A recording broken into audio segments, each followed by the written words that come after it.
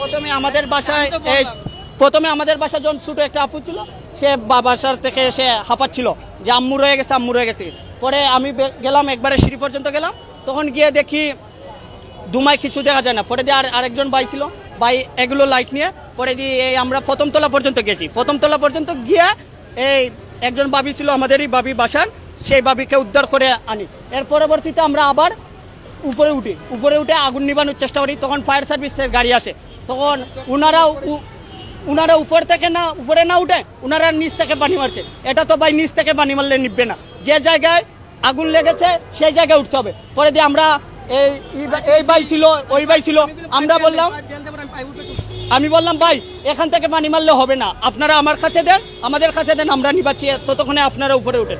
পরে দিয়ে হাতে দেওয়ার পর এই সর্বপ্রথম আমি ভিতরে পানি মারি, এই ভিতরে পানি প্রবেশ করতে পারি।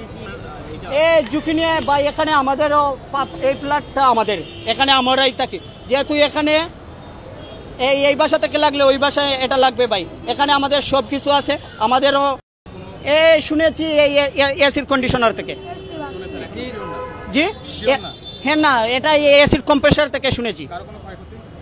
কারো তো এমনি ক্ষয়ক্ষতি হয় না, যে আমরা যে উদ্ধার আগুন নিভাতে চেয়েছিলাম আমরাই শুধু ক্ষতিগ্রস্ত হয়েছি। কনফায়ার টাওয়ার তথা ওয়ান ব্যাংকের শান্তিনগর যে শাখাটি রয়েছে ওয়ান ব্যাংকের, সেই তার পাশের ভবনটিতে মূলত আগুনের ঘটনা ঘটে এবং এই ভবনের দোতলাতে মূলত আগুন লেগেছিল। তবে যখন আগুনের ঘটনাটি ঘটে তখন এখানকার এই বিল্ডিংয়ে যারা থাকেন মূলত তারা বেশিরভাগই নামাজে থাকার কারণে তারা আসলে সঠিকভাবে বলতে পারছে না যে কিভাবে আগুনের ঘটনা ঘটে। তবে অনেকেই সন্দেহ করছিলেন যে